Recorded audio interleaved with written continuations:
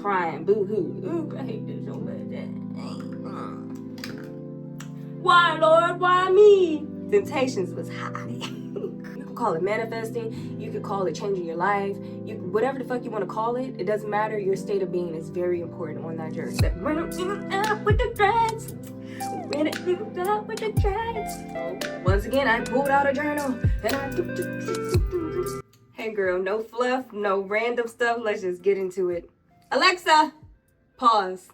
No copyright either. If you're looking for some motivation, some inspiration, this is for you, okay? I'm here to remind you that you can do whatever it is you want to do, regardless of if it is a traditional route or not. This video is going to be a story time on my journey from Ohio to Texas, and to also give some insight on the law of assumption and how powerful it is. Because honestly, you're probably already using the law of assumption and you're just unconscious to it like I was, okay? So this is going to be a get ready with me style. Girl, we're going to get ready. Let's start with these edges. Get these edges together. A little bit of a backstory, okay? I've been wanting to move for years. I did not just wake up one day and make the decision to uproot my life and move to Texas. I've been wanting to move for several years, okay? The earliest I can remember, well, outside of childhood, because I wanted to move then too, but the earliest I can remember is like 2014 maybe. Been wanting to move for a while, but I kept getting into relationships and I kept losing sight of my goals. So don't be like me, girl. Don't let a man stop you from getting to where you want to be, okay? Men's, because it was multiple. Let's go back to July 2023. Got out of a relationship, went through a crappy breakup, and I was like, boom, I'm not getting into another relationship and I'm getting the hell up out of here, okay? We gotta go. I decided Houston was where I wanted to go. Houston's been on my radar for like the past 4 or 5 years. Due to, originally it was just because of vibes. Like I didn't visit the place before I made the decision that I wanted to move here. So it's solely based off of vibes. And then astrocartography. If you're not familiar with that, look it up, honey. I was like, oh, this is on my Jupiter line and my Mars line is not too far. This is where I should be. You know? So anyways, Lion Gate came around, which was like 8/8. And I put in my journal that I will be living in my beautiful apartment in Houston. So I started journaling and asking for guidance to align me with this move. And I experienced a lot of resistance. Like a lot of resistance within myself initially, like in my solar plexus area. But we'll talk about that resistance later. So remember that, okay? So boom, I moved into another apartment in Ohio because, you know, I had to move out of the place I was in with my ex. And that apartment was one of the best apartments I had ever lived in Ohio. I kid you not. I said, this is so fucked up that I finally get an apartment and landlords that I absolutely adore. And I'm on this journey to uproot my life. Isn't that crazy how things work out though? Like that place literally made me feel energetically how I felt about it when I was journaling about it, which I'll put all my journal entries on the screen so you guys can see like, oh, okay, this is what she's talking about. You know what I'm saying? Follow me. So it made me feel like that. It was beautiful. I experienced so much peace. I really loved it there. I really loved my landlords. They were literally the best. So I really had to learn how to detach from that place. Even though I was there and I was happy I was there, I also had to have like a sense of detachment, because if not, I would have been there, you know, longer. Would have been in Ohio longer. Because one part of me was like, oh my God, I love this feeling. I love this peace. I love the inspiration I get every day that I wake up. And then another part of me was like, no, we have to go. Go. Boom. January 2024, I went into straight hermit mode. I came back from visiting family for the holidays and I was like, there is nothing for me to do. One of the great things about living up north and Midwest area is the winters. The winters will make you sit your ass down. And I literally sat my ass down for several months. During this time, I just was working on self-development. I created my Notion template, my identity shift Notion template. I put the traits that I wanted to embody on there. any interaction that I had, I would use that as practice becoming that girl, you know, as the girlies say, that girl. But essentially just becoming more bolder, you know, less full of fear and nerves, and more like, just do it. You can do hard things. And that was one of my mantras during that time. I can do hard things.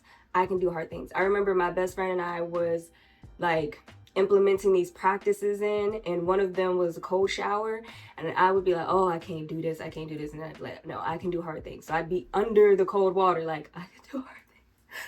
I can do hard things. Yeah, the crazy things we do, right? But now look at me, baby, out here doing hard things. Okay, hard things. I also created like a couple YouTube videos talking about that as well, talking about identity shifting. So if you're interested in that, it is on this here page, Sister Guru. Real slept on, but I pretty much gave the playbook on what to do and how to do it. During this time, I was also looking at ways to increase my income. So I was on Upwork doing side projects, freelancing, you know, doing the things. Finances was a huge barrier for this move. Like, I'm not even gonna sugarcoat it, baby. It was hard. There was times where I was just like, yeah, this don't make sense. But it was only a barrier because I literally did not want to get a second job, which would have made this whole process probably a little bit easier. But I just had such a strong aversion to getting a second job because I was already emotionally and mentally drained from the first one. So in my mind, I'm like, me getting a second one, like, it just didn't make sense to me. I just was like, I'm just gonna use my creativity and my knowledge to accumulate this money. And yeah, because that was insane to me. And if you watch my monthly plan with me videos, you literally every single video I was like, yeah, I'm looking to increase my income, I'm gonna apply for jobs. And then the next one I'd be like, I didn't apply for jobs. But yeah, there's no surprise that finances was a huge barrier for me, because finances is something that I am learning this lifetime. How to manage, how to make it work for me, how to work smarter and not harder, because I was brought up on the working harder aspect of it, as most of us in the Black community. So just really reprogramming and doing deconditioning with that. And this journey also consisted of that as well, okay? It was a lot of trying to reprogram. Okay, speaking of huge barriers, I had plans to visit Houston before moving here, right? This was like maybe March. It was like the end of March, and literally wrote it on in my manifestation journal, like, I am in Houston having a great time exploring the city. As the time got closer, the money was not money. You know what I'm saying? Like, I didn't have the amount of money I wanted to have saved up for me specifically for that trip. So I remember there was like a moment where I was bawling my eyes out, like, bro, if you can't get the money to go vacation there, what makes you think you're going to be able to live there? It's probably not meant to be. But anyways, so I bawled my eyes out, I was crying about that, and then literally, I want to say like a couple days later, I got a text message from my best friend, was like, hey, I know you wanted to go by yourself, but how would you feel if I came with you? I said, I'm very stubborn. I will admit that about myself. When I have a certain way that I want to do something, I want to do it that way. You know what I mean? Like, this journey has taught me how to relinquish control. I will say that. But during this time, it was like, I want to do it my way. Like, I imagine myself going there by myself so I can practice exploring this city by myself. But then, like, I thought about it, and I was like, I've known her since 2012, and we have literally never been on a trip by ourselves. We gone with friends, but never by ourselves. So I was like, hello, that. And then also, I'm not used to people wanting to experience things with me. You know what I'm saying? Like, I'm used to me doing the things and then telling people after if they even ask. You know what I'm saying? So, like, her wanting to be a part of this journey with me was like, wow. You know, it really just pulled at my heartstrings. It really made my inner child be like, dang, we are seen and we are loved. So anyways, I was like, yeah, girl, come on. Yeah. Telling you, sometimes things don't look the way you want them to look. You know what I'm saying? And if you stubborn like me, that's like one of our life lessons. Let things come to you in other ways. The possibilities are endless, you know? So when we came to Houston, we kicked it, lounged. We did explore one apartment. I think it's called Midtown or something like that. And I did like that apartment, but the whole point of the trip for me was to gather more data, like on what the city looked like, what it felt like with me being here, what it smelled like, just all of the things. Because before I would go to sleep every night, once I made the executive decision, I am moving to Houston, I would go to sleep every single night and imagine myself there. But since I didn't have any sort of knowledge of the city outside of like maybe a YouTube video or two and conversation, the visions would only consist of me being in my home and doing stuff, and then like the people I placed in the vision. So it never consisted of me being out on the town really doing things. So the trip, I really, really, really wanted to use that time to gather all of that data so I can make my visions even stronger. One thing I for sure will make a story and a vision. You know what I'm saying? And it's going to be vivid. And I'm going to be able to feel all of the things. It's a very powerful tool. And it's crazy because that's literally one of our creative tools. We were brought here with pretty much everything that we need to create life. You know what I mean? Especially if you're a woman. Hello? So it's like, yeah, I'm going to gather this data and then I'm going to use my creative tool, visualizing, speaking, making sure I also went on like a mental diet too during this journey of just like watching, being mindful of what I watched. Let's do something in the middle. So at this point, I started to really seriously applying for jobs. I knew I wanted a work from home job, like for sure. But girl, I was getting so many rejection letters. Like, it was bad. It was so bad. One time I got 6 rejection letters in one day. I said, okay, whatever, because I really didn't want to work for y'all anyway. I'm just, let me watch what I say. But yeah, I was like, okay, whatever. When time started getting close, I started getting nervous. I was like, oh my God, what's going on? So I was getting rejection letter after rejection letter. I was still feeling resistance within myself of like, is this even possible? I literally had someone tell me that I was not moving to Texas. Like, she literally was like, you're not moving to Texas. And that pissed me off to a level of positivity that I had not felt in a long time at that time. You know what I'm saying? But I loved that person, so I couldn't lash out the way that I wanted to lash out. You know what I'm saying? I had to be respectful, but that shit pissed me off so fucking bad. I wanted to hurry up and get off the phone. I think I did end up being like, I'll talk to you later. So that's why I'm very selective about who I tell stuff to. I don't play that. I hate that. Anyways, but I say that to say this, right? I pondered on that. I pondered on that for a long time. And I was like, you know what? This person is literally just vocalizing what I have been feeling internally and just have been disconnecting from, or choosing not to pay attention to. You know, it's like when having the feeling of like, I don't know if I can do this. Instead of be sitting down and being like, okay, well, let's explore that, I would more so be like, no, I can do anything that I want to do. I can, And that's great. Those affirmations are great. But if you don't get to the root, the weeds are gonna continue to bloom, to flower, or whatever, to grow, whatever, and you're gonna have to continue to come through and cut them off when you really should get to the root and pull them from the fucking ground. So that's essentially what that person was doing for me. They were vocalizing externally what I was feeling internally in the solar plexus area. Hello, that resistance in that area that I didn't want to pay attention to, and I just kept, I can do this. I can literally do hard things. Like, it's really not that hard. It's not that big of a deal. You can do it. So I appreciate that person, because after that conversation and me pondering on it and me writing about it, I sat down and I said, okay, you need to do an audit of where you are in life right now. You need to look at reality for what it is and what's going on, what barriers are in place. There's other possibilities for us to get through this, but you need to know what's going on right now. instead of like trying to put a band-aid on it and looking this way. Like, oh no, everything's fine. I'm focused over here. No, baby, look at what's going on in the world, in your world, okay? Let's get to eclipse season. What a time. Eclipse season was when life started getting a little bit fun because I was going out a little bit more. And like people from my past was popping back up. When I tell you people from the grave, honey, they kept popping up. I said, what are you doing here? I think every last one of my exes hit me up. Besides one from the one, like my high school sweetheart ex. He was the only one that I didn't get any sort of like messages from.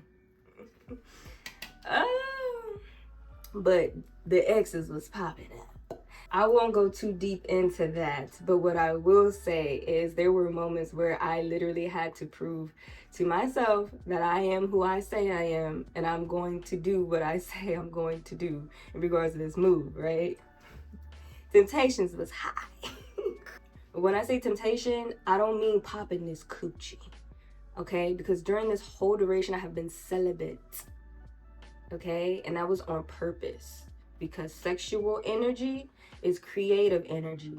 And I was giving, you know what I'm saying? I was pregnant with something, you know? And I needed all that energy for myself. So I literally wasn't popping this coochie. So the temptation was more so just emotional. You know what I'm saying? I'm an emotional girly. I do get emotionally involved and I'm very sensitive. Yeah, eclipse season was a wild time. But I think I did pretty good. Yeah, I was hanging out with folks and stuff. You know what I mean? But like, I did a good job. Shit, I wasn't popping this coochie. That was the most important thing. Also, during this journey, I didn't date for real. Like, it wasn't serious for me, at least. I did meet men. They were boring. The one that wasn't boring, he was a boundary stepper. So we couldn't really, yeah. I couldn't get with it. He was overstepping too many boundaries. And he lost me when he only knew me for like a couple of weeks. And he was already talking about moving to Texas with me. I didn't invite you. Who said you were invited? You gotta go. Absolutely not. The fuck? Anyways, at this time, I was on summer break from work. So I developed a little routine of waking up every single day and walking at the park. I would walk at the park, I would meditate every day, do, visualizations, and I would read and I would do affirmations at the park. So it would look like this. Wake up around 5:30, 6 o'clock, go to the park, walk around the park, and listen to I would listen to A Happy Pocket Full of Money, which is an audiobook on YouTube. I highly recommend that book. It's really good. And then I would say affirmations. And one of the affirmations I would always say is infinite spirit, open the way to great abundance. I am a irresistible magnet for all things that belong to me by divine right. And I would just do that, split up my walk into mileage. At this mile, I'll do this. At this mile, I'll do this. At this mile, I'll do that. And then I'd come home and I just meditate and get in my body, feel all the feelings in my body. Or I would do a Joe Dispenza meditation. Love Joe Dispenza meditations down. I'm going to meet that man one day. We're going to have a conversation about the science of manifesting and shifting your identity. Yes, we're going to nerd out about it, honey. So yeah, I would do that and then, go on my way about work, creating content, just all of the things. Read a book.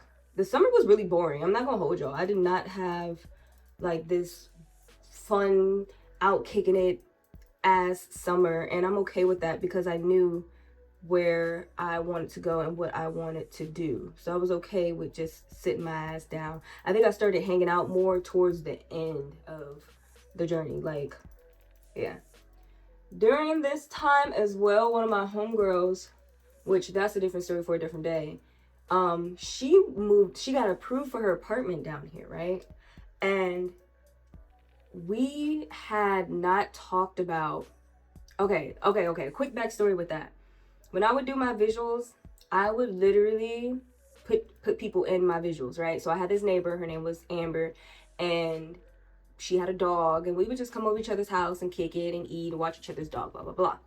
Now, I have a friend named Amber in real life, but that was not that Amber. Okay, so one day the Amber in real life was like, hey girl, what you doing? Come over. I was like, yes, girl, come over to the new place. Da-da-da-da-da. She came over.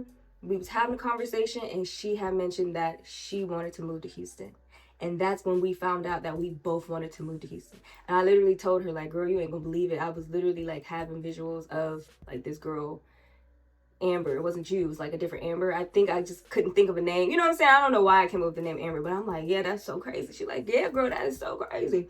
So yeah, we had no idea we both wanted to move there, but we found out that day. So anyways, fast forward, she calls me up one day like, girl, I got approved for my place. And we just excited, like, yes, I never had a doubt in mind, absolutely. So we going through the emotions of excitement, and I literally remember after that phone call, I took like a deep breath, and I was like, it's coming. It's coming. And when I say it's coming, I was talking about me moving. Which is why I don't understand haters. I don't understand haters because instead of, especially with people close to you, instead of being happy for a person and joining in on that energy of excitement and joy and just happiness and amplifying it, and then also being able to use it as well, because if you're able to tap into that for somebody else, you can now take that and tap into it for yourself. You know what I'm saying? So instead of doing that, people choose to be like, ugh, I hate that for y'all, because y'all missing out on a lot, and that's why y'all be miserable. Why is it that every single time you manifest something, your car wants to start acting up? Can someone explain the science of that, please? Quickly.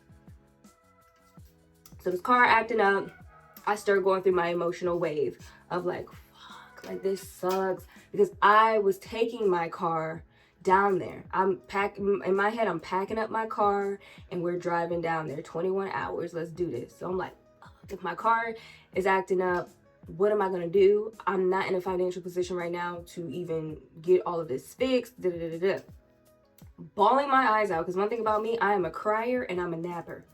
Okay, I'm gonna cry, I'm gonna feel my feelings, and then I'm gonna take a nap afterwards, because yeah, now what, you know, sleep, that's what's next.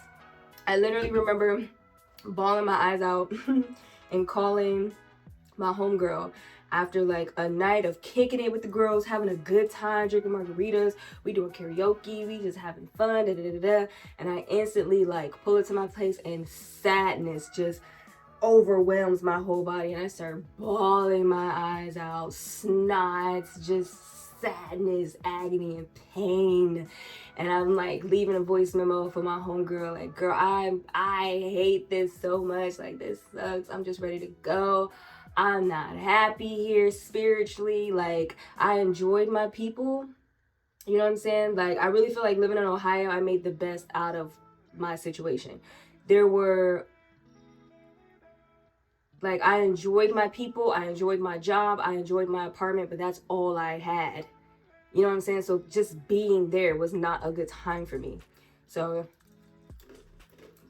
I was sad, honey. Literally, I woke up the next morning with a vicious headache, and I was like, oh, you need to detach. You're too attached to the outcome. Because when I get like that, I'm way too attached to what I want, and I was like, you have to detach. It was like a aha moment. So once again, I pulled out a journal and I, you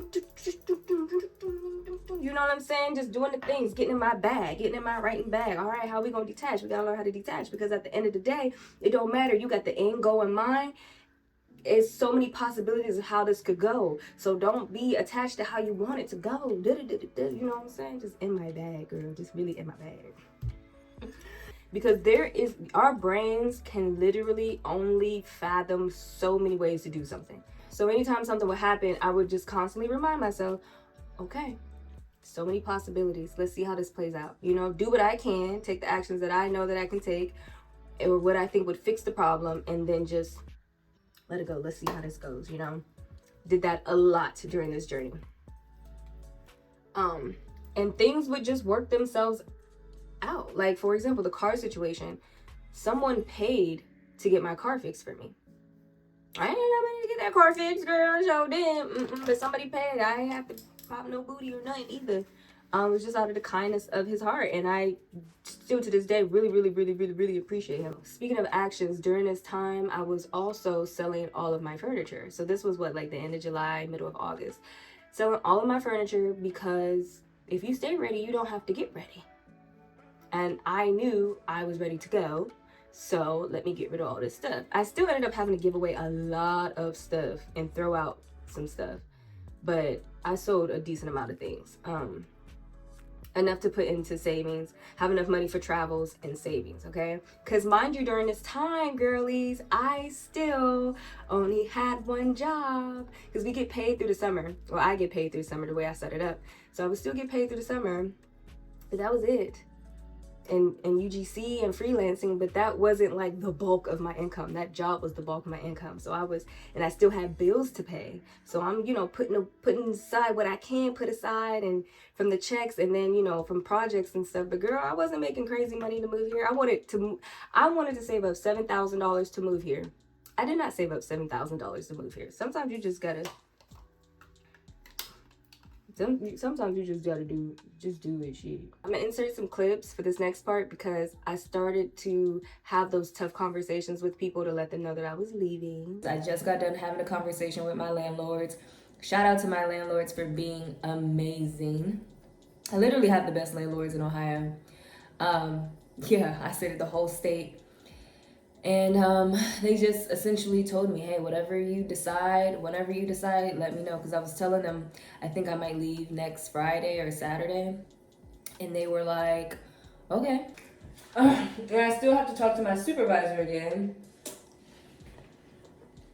Because last time him and I talked, he was saying, like, you know, don't leave without a job. And I was telling him, like, my plans of possibly either going to St. Louis or Atlanta until I can land a job, just so I'm out of the state, you know, and I can still keep that momentum.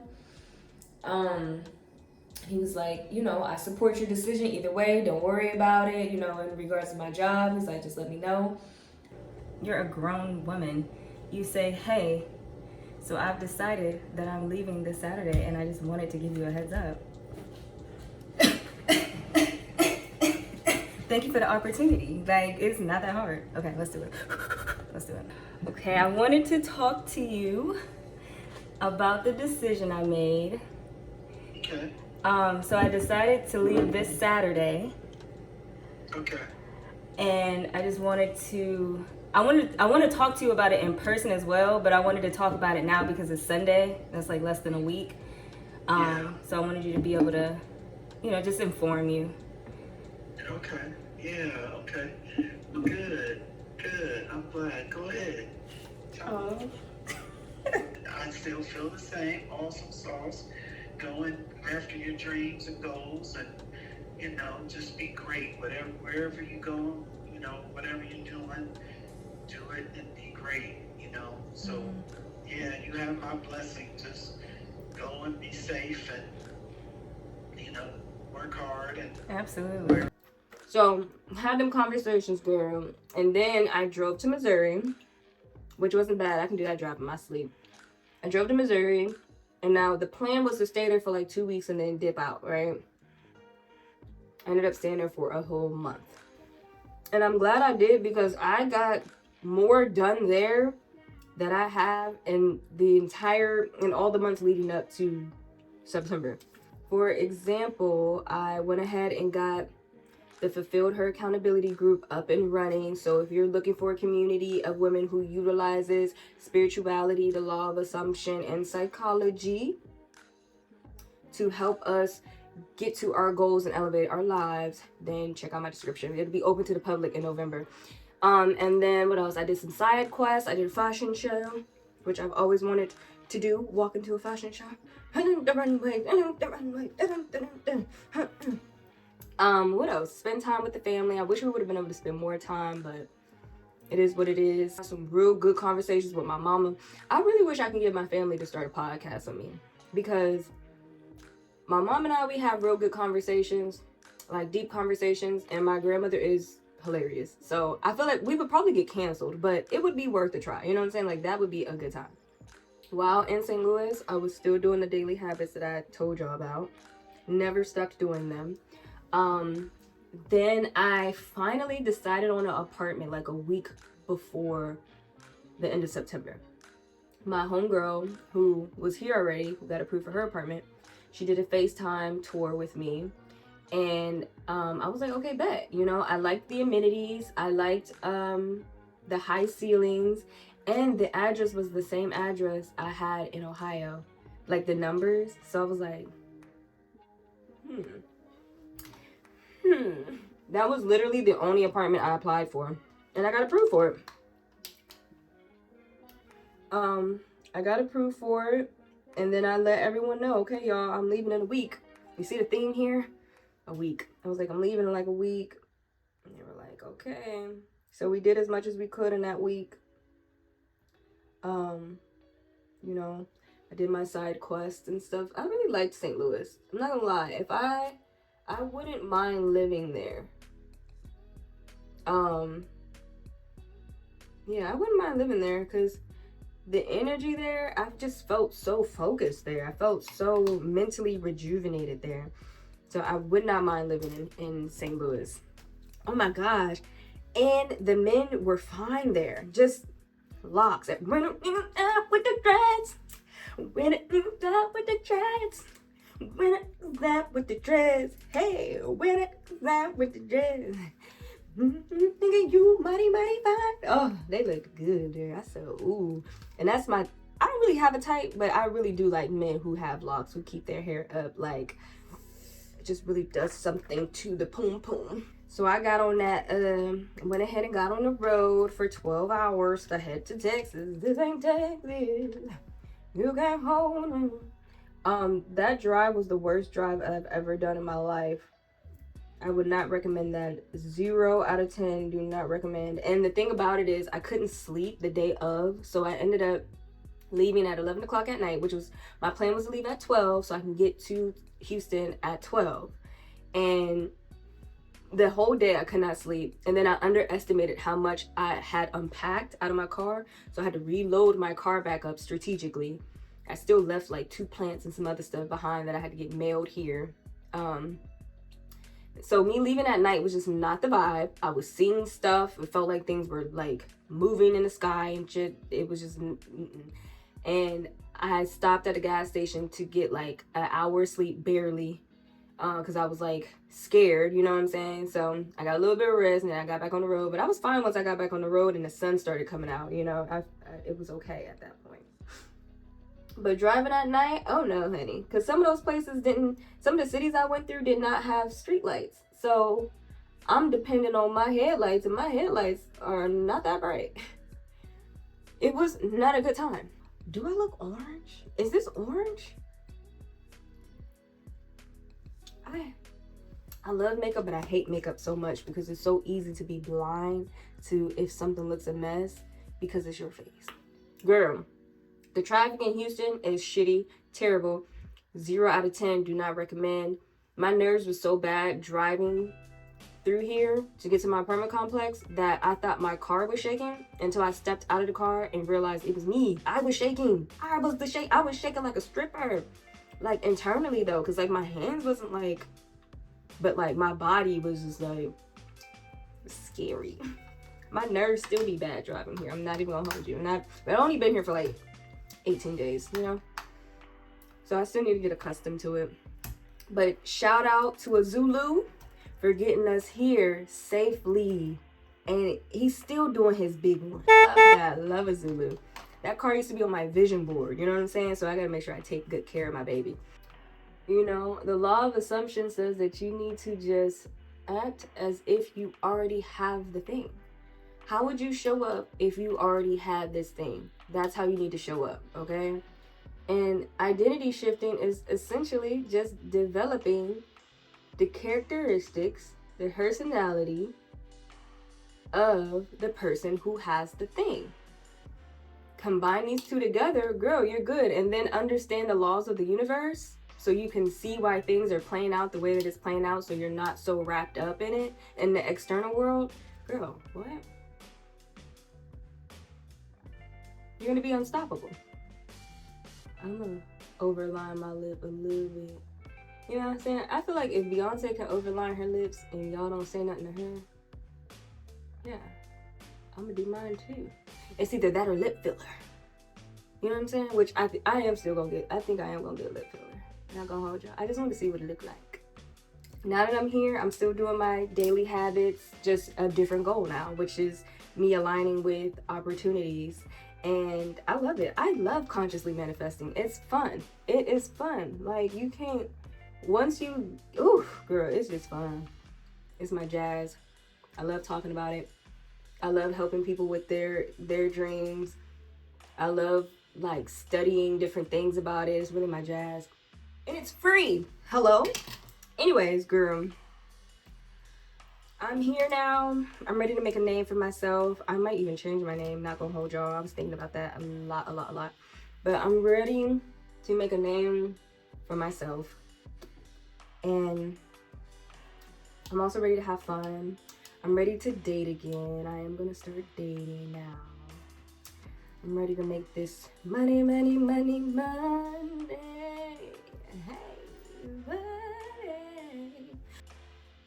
ooh, I like that. I like that a lot. Y'all, I finally found it. I can now, ooh, I'm gonna get a TikTok about this because I finally fucking found it. I've been looking for this brown for months. But yeah, I hope this video is a reminder to you that you can do hard things, friend. And also, be open to the possibilities of things. And also, don't wait. The fuck we waiting for? You wasn't gonna tell me that I didn't do my lashes? Real fake, girl. It's real fake. I don't know how I feel about you. You're giving op energy. You know, and this isn't the story of a girl who saved up the perfect amount of money and moved to a different city and, you know, no. This is a girl who literally was like, she had a couple dollars in a dream. Yeah. Yeah. And then how folks start their rap careers? Let me get on the motherfucking mic real quick. And things started moving for me to get here. The state that you're in is also important when it comes to manifesting anything. And it comes to what you can call it manifesting, you could call it changing your life, whatever the fuck you want to call it. It doesn't matter your state of being, anything. And it comes to what you can call it manifesting, you could call it changing your life, whatever the fuck you want to call it. It doesn't matter your state of being is very important on that journey. Okay, it's very important on that journey. Okay, go out and do the things. You can literally do whatever you put your mind to. If you are able-bodied and able-mind, go do the things. Stop waiting, okay? Love ya.